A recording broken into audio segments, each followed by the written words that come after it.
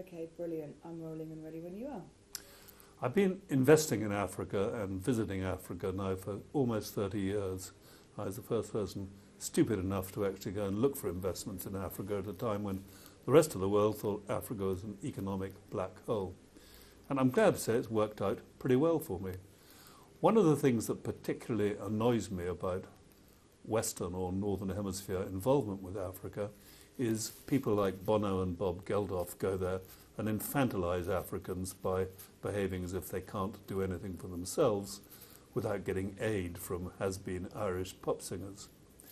When I met Alice and we began discussing what she was doing some 7 or 8 years ago, I was really interested to hear about World Film Collective, because one of the things I obsess about is trying to give Africans a voice so that they can get their voice heard around the world without white people putting themselves there as intermediaries.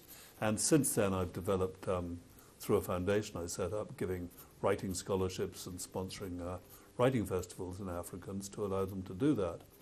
The World Film Collective really resonated with me, because here was Alice and the people working with her proposing to go out and find people, most of them living in terrible circumstances, whose voices could not be heard.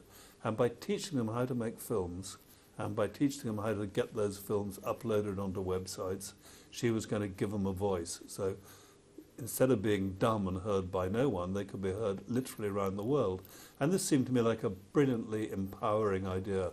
There'd be no white intermediaries, they'd make their own films and they'd upload them. All Alice needed to do was to source mobile phones and teach them actually how to make the films and how to edit them. So it seemed like a brilliant idea. She was at the time finding it a little bit difficult to raise the money she needed, and I've always been a believer that you shouldn't, I'd rather be a catalyst than a crutch, I guess. So I gave Alice a reasonably substantial amount of money on the condition that she then matched it with funding from other people.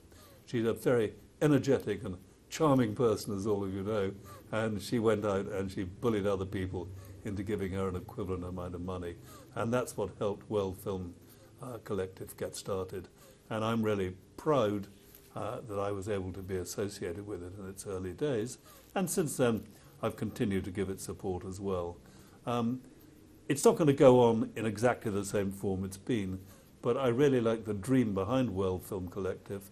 I love Alice's energy in helping people to get their voices heard who are living in, as it might be, the jungle in Calais, and I'm really proud to have played a part in that.